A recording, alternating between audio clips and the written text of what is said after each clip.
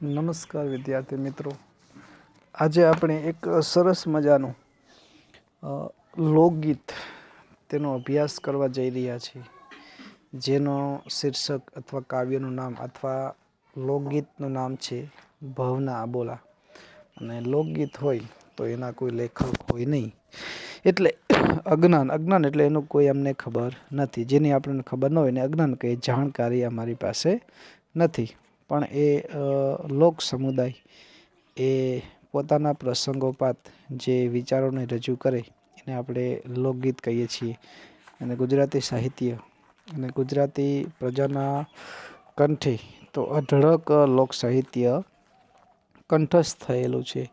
તેમાં લોકવાર્તાઓ, પદવાર્તાઓ, ટૂંકી વાર્તાઓ, હાલરડા હોય, લોક સાહિત્યની વાતો હોય અને આવા લોકગીતો હોય. એ તો પુષ્કળ પ્રમાણમાં ગુજરાતી પ્રજાના હૈયે અને હોઠે વસેલા છે. આજે આપણે એવું સરસ મજાનો એક લોકગીતનો અભ્યાસ કરીશું, જેના શબ્દો છે ભવના અબોલા. તો આ લોકગીતની અંદર પુત્રી પોતાના જીવનની અંદર સંપૂર્ણ ત્યાગ કરી અને સાસરવાસની અંદર વસવાટ કરે છે. એ સમયગાળા દરમિયાન સાસર પક્ષની અંદર લાખો મુસીબતો હોય તો પણ તે સહન કરી લેશે. પરંતુ પોતાનો પ્રિયતમ પાત્ર જેને જોઈ અને જિંદગી કાઢવાની હોય, એ પ્રિય પાત્ર જો પોતાના તરફ ન હોય ત્યારે એ ફરિયાદ કોને કરવી? આમ એ દીકરી પોતાના દાદાને એ અંતે ફરિયાદ કરે છે કે જીવનની અંદર ઘણી બધી મુશ્કેલીઓ વેઠી અને મારા ઘરને મેં સાચવ્યું છે, પરંતુ હવે જેને જોઈ અને હું અહીં આવી છું એ જ મારી બાજુ નથી, તો શું કરવું? એમ ભવના અબોલા લોકગીતમાં સાસરવાસમાં દુઃખ વેઠતી દીકરી પોતાની નાજુક પરિસ્થિતિનું અહીં વર્ણન કરવામાં આવ્યું છે. પતિને મનાવવાના એ પત્ની અનેક પ્રયત્ન કરે છે. પ્રયત્ન કરવા છતાં પણ એ તમામ પ્રયત્નો નિષ્ફળ જાય છે. અને એનો ઉકેલ લાવવા માટે એ સાંભળીને માધ્યમ બનાવી અને એક ચિઠ્ઠી લખીને પોતાના દાદાને પોતાની મુશ્કેલીઓ વર્ણવે છે, જણાવે છે. પણ દાદા પણ પોતાના વ્યવહારુ છે. એ પહેલાંના સમયની વાત છે કે એ પણ સલાહ આપે છે. સુખ હોય એ તો દરેક દીકરી સહન કરે, ભોગવે, પણ સાચી દીકરી તો એને કહી શકીએ જે સાસરવાસની અંદર પુષ્કળ પ્રમાણમાં દુઃખ હોય પણ તેને હસતા મોઢે સહન કરી લે, એનું નામ દીકરી. આમ દીકરી દાદાને પ્રશ્ન પૂછે છે કે ખેતર હોય તો ખેડી શકાય, વાવી શકાય, પણ ડુંગરને કઈ રીતે હું ખેડું? તો સમજવું હોય તો એને સમજાવી શકું, પણ આ તો ઉભડ છે, એને મારે કઈ રીતે સમજાવવું? કો હોય તો તેનો ત્યાગ કાઢી શકાય કે આની અંદર આટલું પાણી છે, પણ અશક્ય બાબત સમુદ્રનો ત્યાગ મારે કઈ રીતે કાઢવો? અને કાગળ હોય તો વાંચી શકાય, પણ કોઈના કર્મ, નસીબ, વિધિ એને કઈ રીતે મારે વાંચવું? આમ આ લોકગીતની અંદર સાસરવાસમાં દુઃખ વેઠતી અને પતિના અબોલાથી મૂંઝાયેલી દીકરીની વ્યથા રજૂ કરવામાં આવી છે.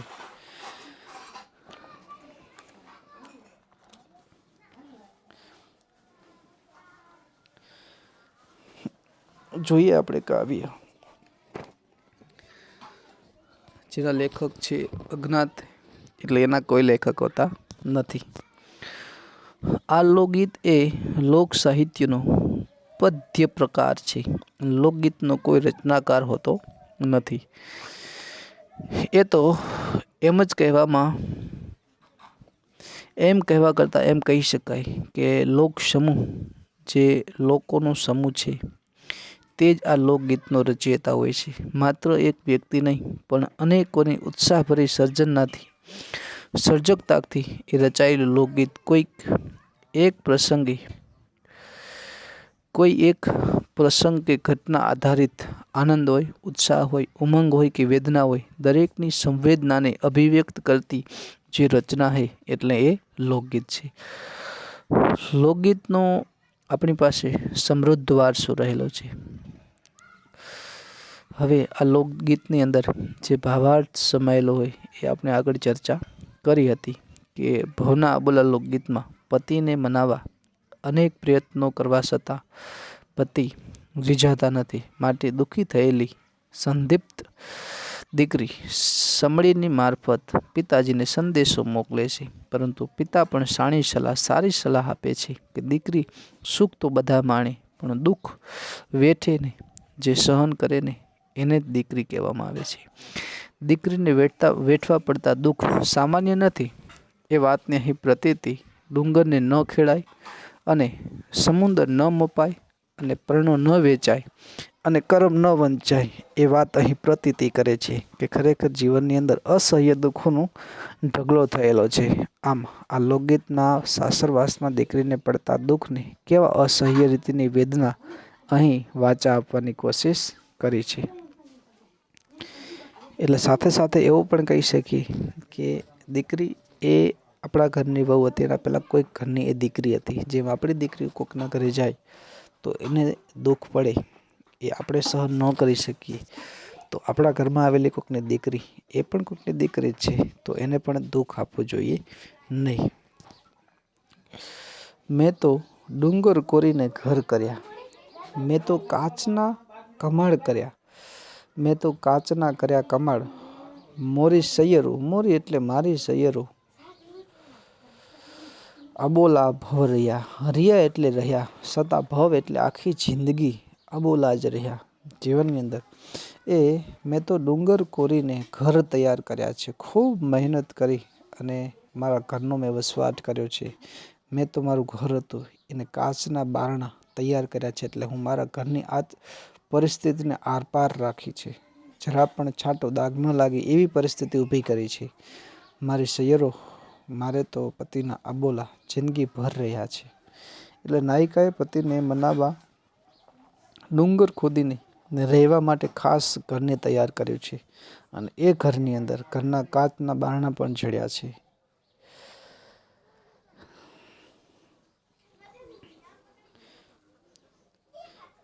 મેં તો અગર ચંદનના ચૂલા કર્યા, મેં તો ટોપરડે ભર્યા ઓબાળ, મેં તો દૂધના આધણ મેલ્યા, મેં તો ચોખલા ઓર્યા શેર. એટલે આ પંક્તિની અંદર પણ લોકગીતની મેં તો અગર ચંદન જે સુઘડ કહીએ, જે સુગંધિત પદાર્થ છે, શુભ પ્રસંગે વપરાતું આપણું ધાર્મિક પ્રસંગમાં વાપરી શકતો એવું આપણું ચંદન અગરના ચૂલા બનાવ્યા. એટલે ઘરની અંદર સુવાસ પ્રસરે એ માટે ઘરની અંદર સરસ મજાનું વાતાવરણ રહે, તંગ ન બને એના માટે અગર અને ચંદનના ચૂલા બનાવ્યા છે. મેં તો એમાં બળતણ તરીકે ટોપરા નાખ્યા છે. એ ચૂલા પર મેં તો દૂધના આંધણ પણ મૂક્યા છે. શુભ પ્રસંગ માની અને દૂધનું આંધણ પણ મૂક્યું છે. એમાં 1 શેર 500 ગ્રામ જેટલા ચોખા નાખ્યા છે. એટલે કે ઘરમાં રહેવા માટે ઘર ખોદીને ડુંગર ખોદીને એને ઘર બનાવ્યું. એમાં કાચના કમાડ નાખ્યા અને અગર ચંદનના ચૂલા પણ બનાવ્યા. તેમાં ટોપરાના બળતણ ભર્યા અને એ બધું પોતાના પતિને મનાવવા માટે એક પછી એક કરવા તૈયાર છે. છતાં પણ શું કે આગળ જોઈએ. એક અધર સમળી સમસમે, પોતાના ઘરની ઉપર એક સમળી જે પક્ષી છે અને એ આકાશમાં ઊંચે ઊંચે ઉડી રહી છે. બેની શબ્દ, હવે આ બેની શબ્દ કોના માટે વપરાય તો સમળી માટે શબ્દ. બેની મારો સંદેશો લઈ જા, મોરી સૈયરો મારે તો ભવના અબોલા રહ્યા. મારા દાદાની ડેલીએ જઈને કહેજે તમારે દીકરીને પડ્યા છે દુઃખ. એટલે એક સમળી આકાશની અંદર અધર ને અધર એ ઉડી રહી છે, અવાજ સમસમ અવાજ કરી રહી છે અને એને એ દીકરી પોતાના પ્રિય પાત્ર દાદાને, કારણ કે ઘરના પરિવારના સભ્યોને સૌથી પ્રિય એ દાદા જ હોય અને એ પોતાની મુસીબતો તેની પાછળ એની આગળ વર્ણન કરે છે. એટલે એ દાદાને કહે છે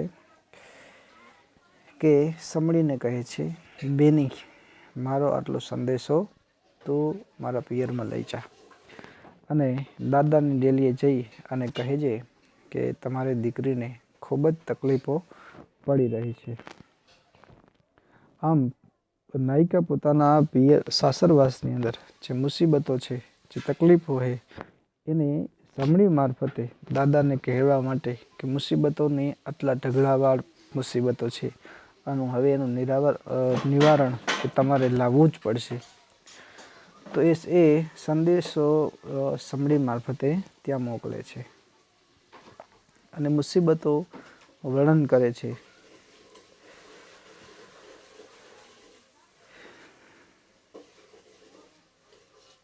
હવે દાદા તરફથી જવાબ આવે છે, દીકરી દુઃખ રે હોય તે વેઠીએ, દીકરી સુખ તો વેઠે સૌ. અને સામેથી જવાબ આપે એટલે દાદા કહે છે, દીકરી દુઃખ હોય તો વેઠીએ, દુઃખને તો સહન કરવા જ પડે. સાસરવાસની અંદર દીકરી સુખ તો બધા વેઠે ભોગવે, પરંતુ દુઃખ ખરેખર સહન કરવા જોઈએ. દાદા એનો જવાબ પાછી દીકરી આપે છે સાણી ભાષાની અંદર કે ખેતર હોય તો ખેડીએ, ઓલા ડુંગરને કેમ ખેડવા, પરિસ્થિતિ ખૂબ વિકટ છે. સમજો માણસો એને સમજાવી શકાય, પણ ડુંગર જેને અશક્ય બાબત છે તો એને મારે શક્ય કેમ બનાવવી, એ પણ અહીં સમજવા જેવો પ્રશ્ન છે. કે ખેતર હોય તો એને ખેડી પણ શકો, મહેનત કરી શકો, પણ પથરાળ જમીન જે ડુંગરાળથી પથ્થરોથી ભરેલી જે ડુંગર છે એને ખરેખર ખેડવો અશક્ય બાબત છે. મારાથી એ ખરેખર શક્ય નથી. એ તમે એને સલાહ સૂચન આપી શકો, હું ન કરી શકું. એના પછી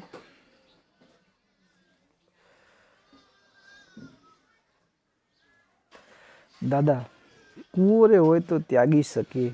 હવે અસહ્ય પરિસ્થિતિ છે, એટલે કે કૂવો હોય તો એનો ત્યાગ, કેટલું પાણી છે એને આપણે ત્યાગ કાઢી શકીએ કે આની અંદર માપી શકીએ કે આની અંદર આટલું પાણી છે, પરંતુ સમુદ્રને માપી શકાતો નથી. એમ સમુદ્રનો ત્યાગ કઈ રીતે કાઢી શકું, એમ અશક્ય આ વસ્તુ તો મારા માટે અશક્ય છે, એને હું કઈ રીતે નિવારણ લાવી શકું. એ જ રીતે ઓલા સમુદ્રને ત્યાગા કેમ જાય, જે સમુદ્ર છે એનો ત્યાગ મારાથી ત્યાગી શકાય તેમ નથી. એ અશક્ય બાબત છે, એને મારાથી ત્યાગી શકાય, એને મારું ગજુ નથી કે ને હું આ પરિસ્થિતિ વિકટ છે એને હું પાર પાડી શકું તેમ નથી. કહેવાનો ભાવાર્થ કે પોતાનું પ્રિય પાત્ર જ પોતાના તરફ નથી, એ કહેવાનો અહીં ભાવાર્થ છે. દાદા પોતાની દીકરી એ કહે છે, ઢાંઢોરે હોય તો વેચીએ, એટલે બળદ હોય તો એને વેચી નાખું, એને વેચી નાખું, પરંતુ પરણ્યો છે, પ્રિયતમ છે, પતિ છે, એને કેમ વેચવો મારે? પરણ્યો વેચ્યો કેમ જાય? પરંતુ મારું તો પ્રિયતમ પાત્ર છે, એને હું વેચી ન શકું. એને જોઈ તો મારે જીવન ગુજારવાનું છે, પણ એ જ મારી બાજુ ન હોય તો હવે મારે શું કરવું? આમ આ તમામ પરિસ્થિતિને વાકેફ પોતાના દાદાને કરે છે. અને પછી કહે છે કે દાદા કાગળ હોય તો એને વાંચી શકીએ, ચિઠ્ઠી લખું તો એને વાંચી શકીએ, પણ મારા કર્મ, નસીબ, વિધિના પાસમાં શું લખેલું છે, કેટલી કેટલી મુસીબતો છે, એને હું જોઈ શકતો નથી. આમ કર્મ પોતાના વચન, પોતાના કર્મને અથવા નસીબને દોષ આપી અને લખ્યું છે કે મારી જે નસીબમાં હવે શું ઘટનાઓ બનશે એને હું કઈ રીતે જોઈ શકું? હા, કાગળ તો વાંચી શકું, પણ કર્મને વાંચી શકું નહીં. કેમ વાંચી શકીએ? એમ કહી દીકરી પોતાના સાસરવાસની અંદર રહેલી મુસીબતોને દાદાને વાકેફ કરે છે અને તમામ પરિસ્થિતિને નિવારણ લાવે સંદેશો મોકલે છે. કોના દ્વારા? તો કે સમડી દ્વારા. સરસ મજાનું લોકગીત હતું. આપણે એને જોઈએ એનો શબ્દાર્થ. ચંદન એટલે ચંદન, સમદર એટલે દરિયો, સમુદ્ર, ઢાંઢો એટલે બળદ, અગર એટલે એક જાતનું સુગંધિત લાકડું, ઉંબાડ એટલે બળતણ, ઉંબાડો, પરણ્યો એટલે પતિ, નાથ કથી, પતિ પરણો, ધણી, કરમ એટલે નસીબ, અને કમાડ એટલે દરવાજા અને બારણા, સૈયર એટલે સખી, સહિયર એમ પણ કહી શકીએ. કોરવું એટલે તોડવું, સમડી એટલે સમડી, સમસમવું, ફફડવું, ગભરાવું, તાગવું, માપવું, અંદાજો લાવવો. એના પછી વિદ્યાર્થી મિત્રો આપણે સાથે સાથે પ્રશ્નો સ્વાધ્યાયના 4 પાકી બુકની અંદર પ્રશ્નો લખશું. 1, 2, 3, 4. પ્રશ્ન નંબર 2, 1, 2, 3, 2-3 વાક્યમાં જવાબ લખવું એ પણ તમામ લખશું. અને 12માની અંદર તો આપણે બધું ફરજિયાત લખવાનું છે. પાઠ્યપુસ્તકના નવનીતના એક પણ પ્રશ્ન તમારે લખવાના નથી, પાઠ્યપુસ્તક જ. અને પછી પ્રશ્ન નંબર 3 એમાં પણ પહેલો અને બીજો ફરજિયાત પાકી બુકની અંદર લખવાના.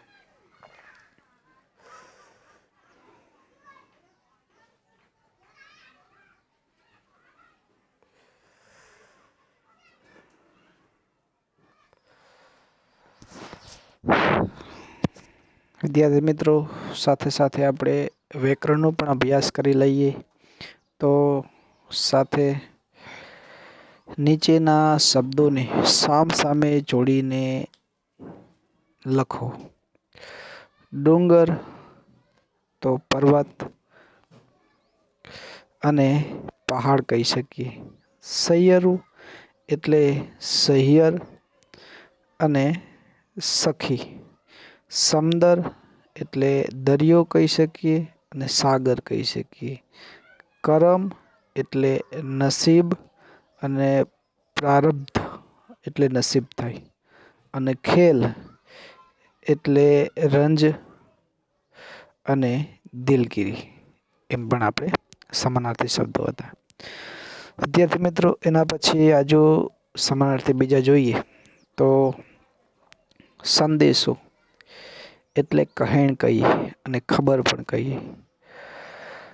એના પછી કોરવું એટલે વીંધવું અને કોતરવું. અબોલ એટલે મૂંગું, ચૂપ અને મૌન.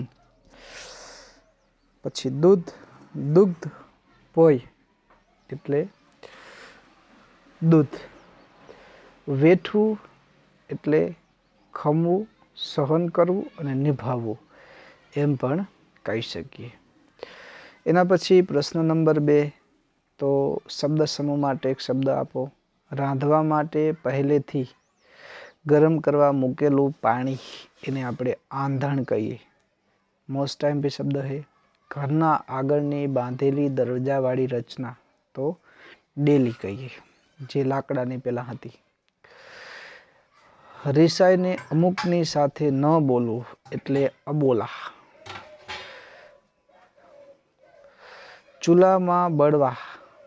ચૂલામાં બાળવા માટે ગોઠવેલ છાણા અથવા લાકડા જેને ઓબાળ કહીએ, બળતણ કહીએ એમ પણ કહી શકીએ. અને ચૂલા ઉપરના આંધણમાં ચોખા કઠોળ નાખવા એટલે ઓરવું કહીએ. એના પછી તળપદા શબ્દો લોકગીત છે એટલે સ્વાભાવિક તળપદા શબ્દો હોય છે. મોરી સૈયરો, મોરી એટલે મારી સૈયર. ઓબાળ એટલે બળતણ, ચોખલા એટલે ચોખા, પડિયા એટલે પડ્યા, રિયા એટલે રહ્યા અને ઢાંઢો એટલે બળદ. મોસ્ટ ટાઈમ બી થોડોક. ભર્યા એટલે ભર્યા, મેલ્યા એટલે મૂક્યા, કહેજે એટલે લોપ શબ્દ છે. કહેજે એટલે કહેજે, ઓલ્યા એટલે પેલા સ્થળવાચક. અને ટોપરડે એટલે કોપરાથી, પરણ્યો એટલે પતિ, કંથ, નાથ, સ્વામી. એના પછી પ્રશ્ન નંબર 4 નીચેના શબ્દોની સાચી જોડણી લખો. દૂધ પೈ, દૂધ એટલે મોટું આવશે. અને અધ્ધર એટલે ડબલ ધ આવશે, અદ્દર નહીં અધ્ધર. પછી દીકરીની અંદર ઈ મોટી આવશે. અને કૂવો એ પણ ઉ મોટો આવશે. ડુંગરની માથે મીંડું આવશે અને નાનું ઉ આવશે. એના પછી પંક્તિની અંદર વિશેષણ શોધીને લખવાનું. વિશેષણ કેવો, કેવી ને કેવું, આથી પ્રશ્ન વાક્યને પૂછીએ તો આપણને જે જવાબ મળે એને આપણે વિશેષણ કહીએ. મેં તો કાચના કર્યા કમાડ, તો શેના? કાચના. કમાડ કર્યા, કમાડ શેના છે? તો કાચના. કાચ એ પદાર્થ વિશેષણ કહી શકીએ. મારા દાદાની ડેલીએ જઈ કેજે, તો મારા એ સંબંધક વાચક છે અને એક એ અધર સમળી સમસમે, એક એ સંખ્યાવાચક વિશેષણ છે. એના પછી નિપાત શોધીને આપણે લખવાનો છે. નિપાત એટલે જેની ઉપર ભાર હોય એને આપણે મેં તો પરડે ભર્યા ઉબાડ, તો એની અંદર તો આવશે. મોસ્ટ ઓફલી તો હોય, જ હોય, ય હોય, એ નિપાત છે. મેં તો ચોખલા ઓર્યા શેર, મેં તો. એના પછી આપણે કૃદંતનો વિડીયો મેં તમને મોકલેલો છે, એ વારંવાર તમારે જોઈ લેવો. એના પછી મારા દાદાની ડેલીએ જઈ, જ ઈ શબ્દ પર લાગ્યો એટલે સંબંધક અને ભૂતકૃદંત. ઓલ્યા ડુંગર ખેડ્યા, તો વા ભૂતકૃદંત આવશે. અને પછી આવશે ત્રીજાની અંદર ઓલ્યા કરમ વાંચ્યા, તો એ પણ ભૂતકૃદંત આવશે. એલા એલી એલા, ઈયા આવે, યુ આવે, ય આવે, એટલે એ બધા ભૂતકૃદંત થાય છે. અને એના પછી આવશે પ્રશ્ન નંબર છેલ્લે 8, જે નીચેની પંક્તિમાં પ્રત્યય સુધારીને લખો. માત્ર પ્રત્યય ખોટો હશે એ આપણે સુધારીને ફરીથી લખવાનું, બીજું કાંઈ કરવાનું. મેં તો કાચમાં કર્યા કમાડ, ખરેખર મેં તો કાચના કર્યા કમાડ. મેં તો દૂધે આધણ મેલ્યા, તો મેં તો દૂધના આધણ મેલ્યા. આ પ્રત્યય અનુક વિભક્તિના પ્રત્યય કહીએ આપણે, એની ભૂલ હતી આપણે. વિદ્યાર્થી મિત્રો, આ તો આપણું ભવના બોલા સરસ મજાનું લોકગીત એટલે લોકો દ્વારા ગવાતું ગીત, એને લોકગીત કહીએ. તો એનો સમાસ કેવો હોય તો મધ્યમ પદલોપી સમાસ કહી શકીએ. આના પછીના લેક્ચરમાં આપણે એક નવા જ પાઠની શરૂઆત કરશું. ત્યાં સુધી અસ્તુ.